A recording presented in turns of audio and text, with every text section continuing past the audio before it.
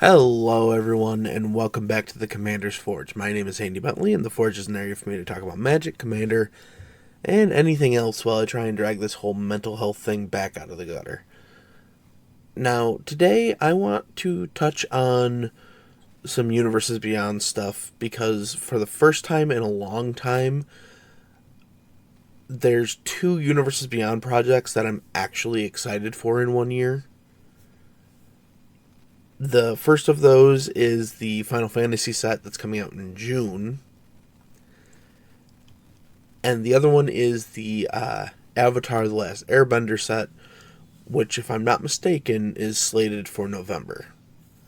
So, let me just start by saying the first Final Fantasy game I played was Final Fantasy X, and this was,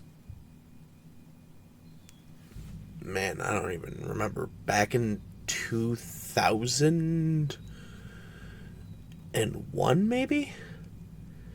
And I fell in love with that game. Like, I've played the remastered version of that game so many times. From there, I played, Final Fantasy 12 is like my second favorite of the Final Fantasy games. I've played 13, 15, and I've gone back and played the retro games, 7, 8, 9. I've played the 7 remake. I've always enjoyed fantasy games, books, you name it. I've always enjoyed that.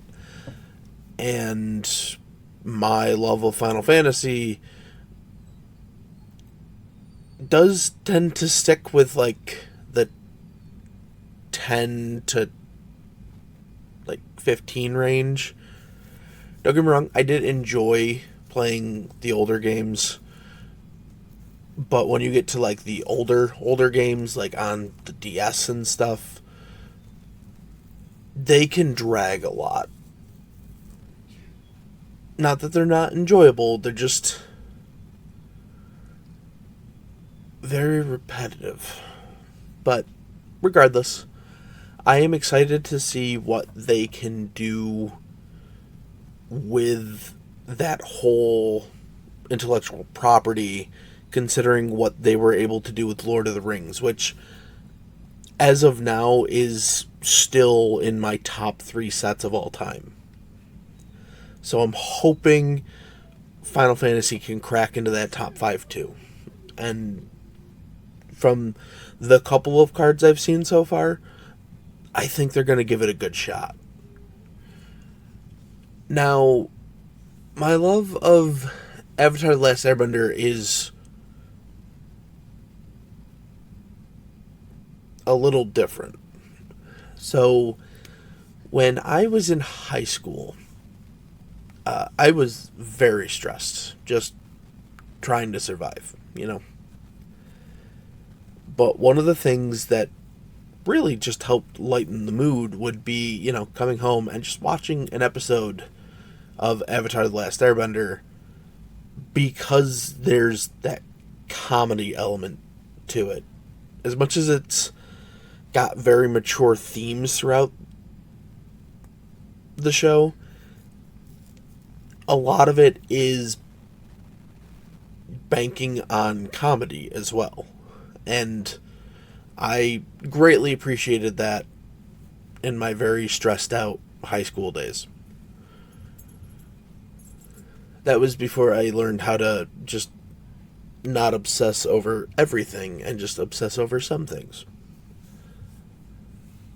So, that said, I want to talk about some of the things I'm excited to see in both of those sets. And I'm going to start with Final Fantasy. The number one thing I want to see is which Cids make the cut. Because in every game there is a Cid. But I wouldn't put it past them to make every Cid. And by that I don't mean like a different card for every Cid, but the same card for Cid, but with, 30 different arts. Next up, I want to see what they do with the Mughals. I want to see how many different races they can include from every game, because yes, while the predominant race is human in most of them, there are, the races of Spira, which are Ronto, Guado, human, and the Elbed, which is still human but different. So I want to see where they can incorporate, those things.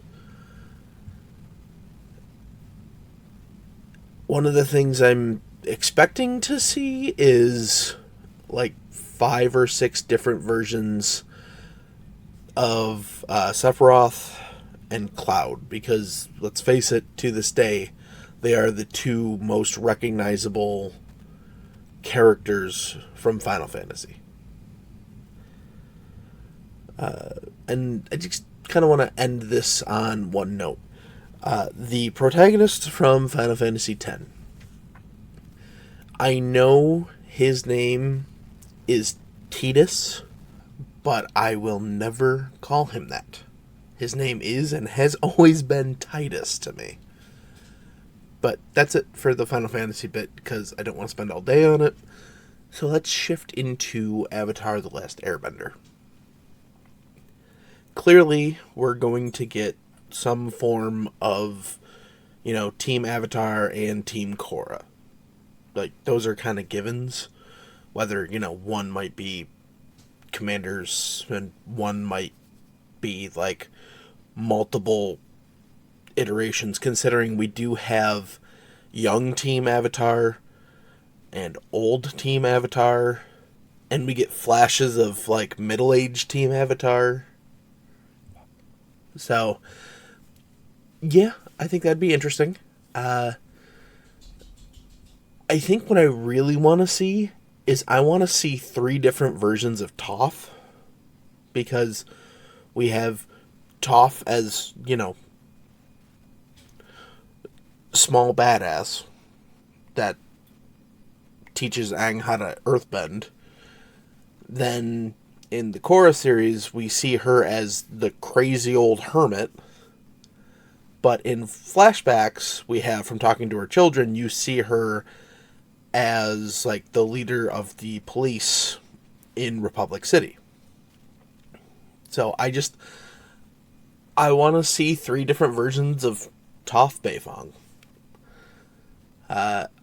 If the boomerang and Sokka's swords don't end up as equipment, I think I'll be disappointed. Because they are very important to Sokka's story from the beginning to the end of Avatar. Other things I'd like to see, the flying staff, Appa and Momo. If the Cabbage Man is not represented, I think we will revolt. Yeah. And then I'm interested to see how they're going to incorporate the bending into the game. If it'll be like abilities on creatures, like an airbending technique could be tapping down a creature, right? An earthbending technique could be, throwing a rock at something or giving something unblockable because, dug underground. So I'm really interested to see how they're going to do that. And, well, the whole spirit side of things, I think, is going to be its own thing, because of how the spirit world interacts with the Avatar world. So I'm guessing there will be some kind of spirit sub-theme, or maybe a commander deck. And I'm just looking at some of the bigger spirits in The one that keeps coming to mind is the faceless one. And I'm sure that's going to be some kind of horror spirit. And then I think the other thing that I'm really looking to see is Uncle Iroh. But I would love to see him as a flip card. And there's a couple reasons for that. In addition to him, being the Flame of the West and then, joining the White Lotus. So you have that could be a flip card where he starts out as, Fire Nation, then flips to White Lotus. But also you could do the flip between old Uncle Iroh and Spirit Uncle Iroh, which we see, old Iroh in Avatar: The Last Airbender, and then we see Spirit version Uncle Iroh in Korra. So that's something I would like to see. And yeah, I think that's going to do it for very base level before we know literally nothing about it. What I'm kind of looking forward to with those sets. That said, I'm going to take a quick break, and then when we come back, I'm going to talk about a thing. I mean, we all know it's a deck, but I'm going to talk about a thing. I'll be right back.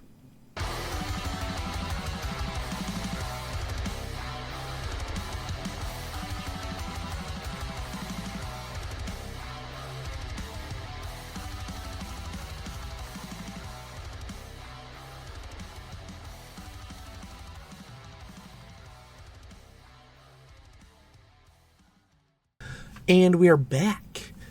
Now, several weeks ago, I mentioned talking about brewing a Gates deck, which I have not done in a while. And I put it together, and it's kind of a menace. So, to recap, the last time I mentioned it, I had played against somebody playing a Gates deck with Child of Alara.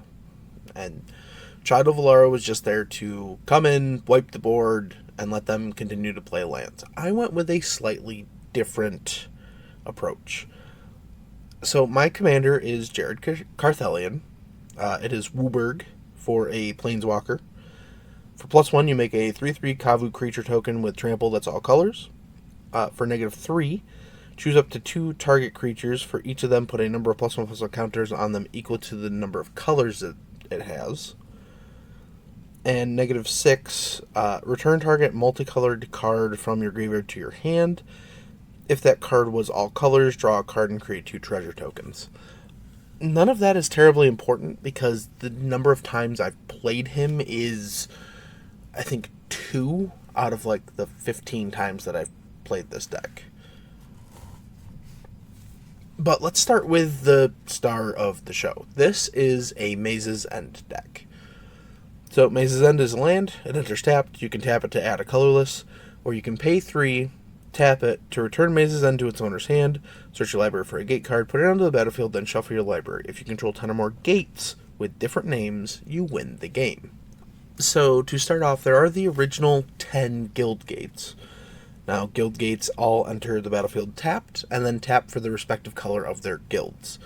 So we have Dimir, which taps for blue-black, Izzet, which taps for red-blue, Golgari, which taps for green-black, Orzhov, which taps for white-black, Boros, which taps for red-white, Selesnya, which taps for green-white, Azorius, which taps for white-blue, Rakdos, which taps for black and red, Simic, which taps for green and blue, and finally Gruul, that taps for red and green.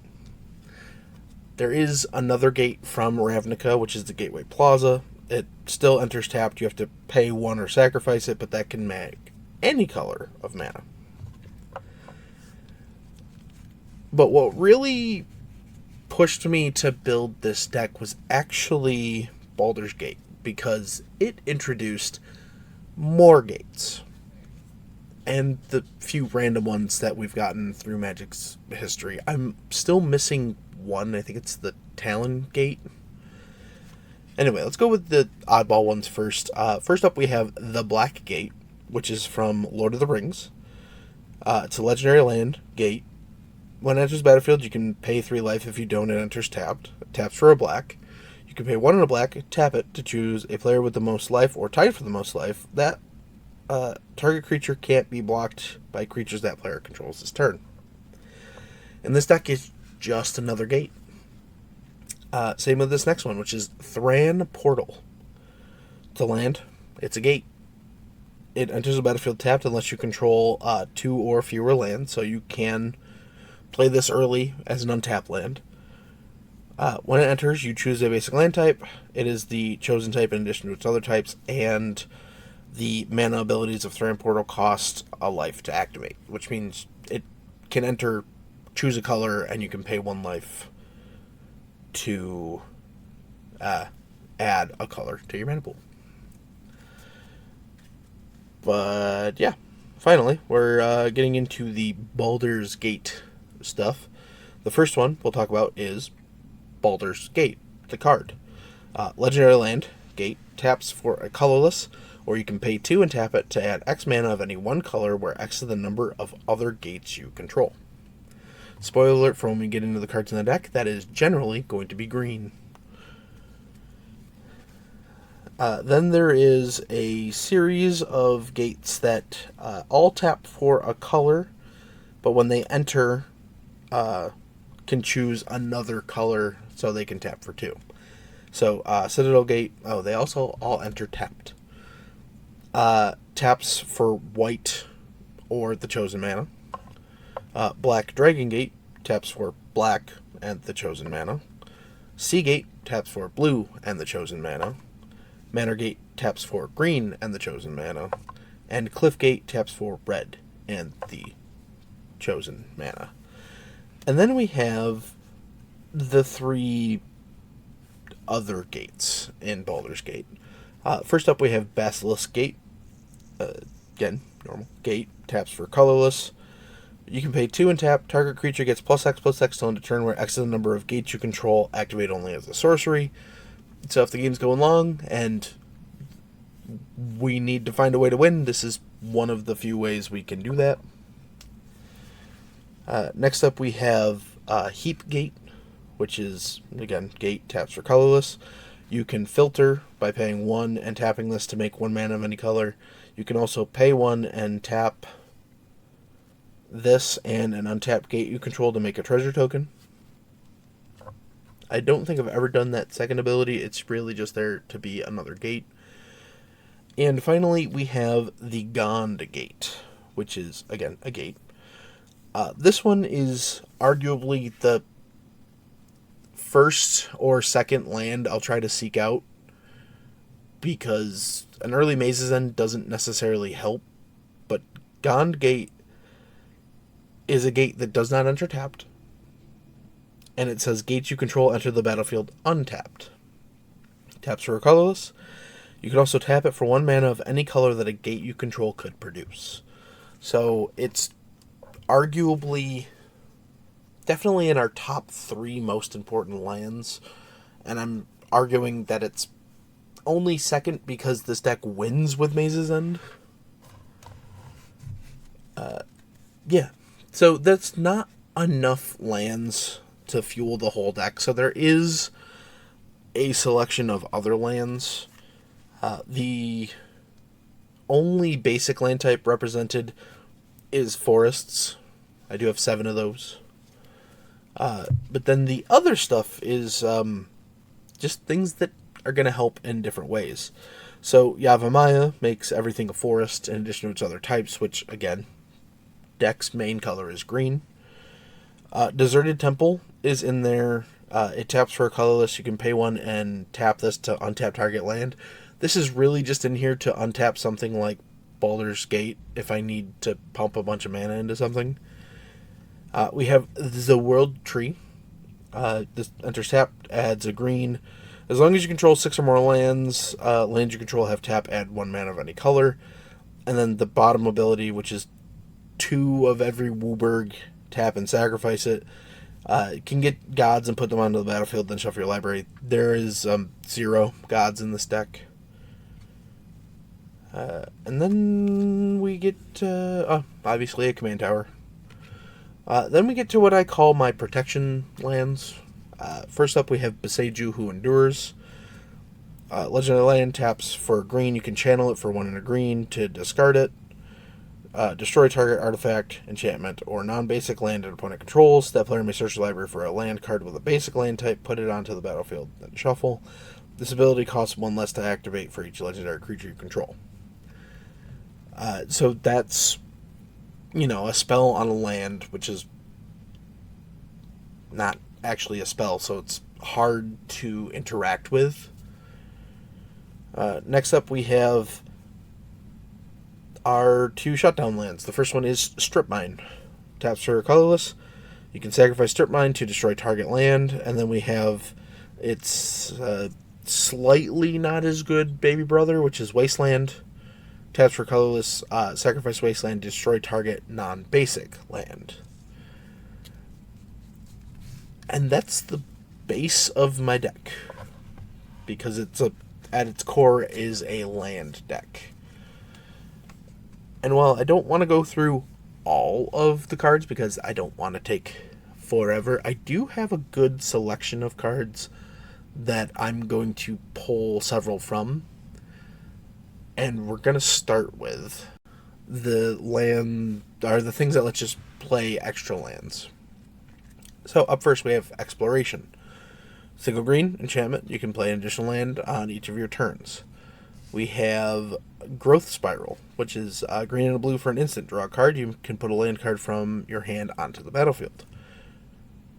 We have Eureka Moment, which is 2, a green and a blue for an instant. Draw 2 cards. You can put a land card from your hand onto the battlefield. We have Gretchen Twitchwillow, which is a green and a blue for a 0/4 halfling druid. You can pay 2, a green and a blue to draw a card, and then you may put a land card from your hand onto the battlefield. We have Azusa, Lost But Seeking. 2 and a green for a 1/2 human monk. You can play 2 additional lands on each of your turns. Zimone, Quandrix Prodigy. A green and a blue for a 1/2 human wizard. You can pay 1 and tap her to put a land card from your hand onto the battlefield tapped. You can pay 4 and tap her to draw a card. If you control 8 or more lands, draw 2 cards instead. We have Bonnie Paul, the Clear Cutter. 3 green, blue for a 6/5 giant scout with reach. When she enters the battlefield, create Bow, a legendary blue ox creature token with this creature's power toughness are each equal to the number of lands you control. And whenever you attack, draw a card, then you may put a land card from your hand or graveyard onto the battlefield. Next up, we have Mina and Den Wildborn, 2, a red and a green for a 4/4 elf ally. You may play an additional land on each of your turns. You can also pay a red and a green to return a land you control to its owner's hand. Target creature gains trample till end of turn. Next up, we have Wayward Swordtooth, 2 and a green for a 5/5 dinosaur with Ascend. You can play an additional land on each of your turns, and it can't attack or block unless you have the city's blessing. And finally, in this section, we have Dryad of the Elysian Grove, 2 and a green for a 2/4 Nymph Dryad. You may play an additional land on each of your turns. Lands you control are every basic land type in addition to their other types. So, the most important thing is putting lands into play. And sometimes chaining them out of the graveyard. But let's talk about the best ways we have to get some specific lands out. So the real game ender in this deck is Reshape the Earth. It's 6 green for a sorcery. Search your library for up to 10 land cards, put them onto the battlefield tapped, then shuffle your library. If nobody can answer the 10 lands you put into play, there's a good chance Maze's End is in there, and you just happened to put 9 gates into play. So even if you, by some miracle, didn't have any gates, you still have enough to untap and win. If perchance you have a thing in play that lets your lands come into play untapped, then you just can win then. But next up we have Crop Rotation. Single green for an instant. There's an additional cost to cast the spell, sack a land, search your library for a land card, put it onto the battlefield, then shuffle your library. And the big one is Scapeshift. 2 green for a sorcery. Sacrifice any number of lands, search your library for up to that many land cards, put them onto the battlefield tapped, and then shuffle your library. Alright, now next up we have our graveyard recursion stuff for lands, because let's face it, people are going to want to get rid of our lands. So first up we have Conduit of Worlds. 2 green for an artifact. You can play lands from your graveyard. You can also tap it to choose target non-land permanent card in your graveyard. If you haven't cast a spell this turn, you may cast that card. If you do, you can't cast additional spells this turn. Activate only as a sorcery. So that one pulls double duty if something else gets put into our graveyard that we need to get back out. Next up we have the Perennial Behemoth. 5 mana for a 2/7 beast. You may play lands from your graveyard. It also has Unearth for green. So if we need a one-shot, hey, I need to get that wasteland out to deal with a thing, then we can just do that. Next up we have Ramanap Excavator. 2 and a green for a 2/3 Naga Cleric. You may play land cards from your graveyard, which mirrors, Crucible of World, which is 3 mana for an artifact. You may play land cards from your graveyard. Then we have the Ancient Green Warden, which is 4 green for a 5/7 elemental with reach. You may play land cards from your graveyard. And if a land entering the battlefield causes a triggered ability of a permanent you control to trigger, that ability triggers an additional time. Next up we have Aranus Gloomstalker, which is 2 and a green for a 3/3 Halfling Ranger with Death Touch. When they attack, return target card from your graveyard to the battlefield. Has choose a background. That is not important here. Next is the card that helped inspire this whole deck, which is just Life from the Loam. It's still one of my favorite cards of all time. 1 and a green for a sorcery. Return up to 3 target land cards from your graveyard to your hand, and it has Dredge 3. And finally, the Pièce de Resistance that goes with Scapeshift is Splendid Reclamation. 3 and a green for a sorcery. Return all land cards from your graveyard to the battlefield tapped. Right, we're running a little long here, so I'm going to kind of speed run the last few cards. First up, we have Spelunking. 2 and a green for an enchantment. Enters the battlefield, draw a card. Then you can put a land card from your hand onto the battlefield. If you put a cave into play, you gain 4 life. I don't have a cave in this deck. More importantly, lands you control enter the battlefield tapped, or untapped. Amulet of Vigor, single mana for an artifact. Whenever a permanent enters the battlefield tapped under your control, untap it. The number of cards I have that just say search for a land and not a basic land. So, Sylvan Scrying, sorcery, search your library for a land card, reveal it, goes to your hand, shuffle. Open the Way is one that I've been very happy with. X green, X can't be greater than the number of players in the game. Reveal the top card of your library till you reveal X land cards, put them onto the battlefield tapped, and the rest on the bottom in a random order. Kura, the Boundless Sky, is 3 green for a 4/4 Dragon Spirit with Flying and Death Touch. When it dies, you can either search your library for up to 3 land cards, reveal them, put them into your hand, then shuffle, or create an XX green spirit creature token where X is the number of lands you control. And finally, we have Jadzi, Oracle of Avros, which is 6 blue for a 5/5 human wizard. You can discard a card to return it to its owner's hand, but it has Magecraft. Whenever you cast or copy an instant or sorcery spell, reveal the top card of your library. If it's a non-land card, you can cast it by paying 1 rather than paying its mana cost. If it's a land card, you put it onto the battlefield. But the backside of that is Journey to the Oracle. 2 green for a sorcery. Put any number of land cards from your hand onto the battlefield. Then, if you control 8 or more lands, you may discard a card. If you do, return Journey to the Oracle to its owner's hand. Okay, I'm almost done. Finally, I understand that this deck wants to win with Maze's End, but sometimes that just isn't in the cards. So, to that end, we have Scoot Swarm in the deck. 2 and a green for a 1/1 insect with landfall. Whenever a land enters the battlefield under your control, you make a 1/1 green insect creature token. If you control 6 or more lands, create a token that's a copy of Scoot Swarm instead. Just to end games. And finally, we have the Necrobloom, which is 1 white, black, green for a 2/7 plant. It has landfall.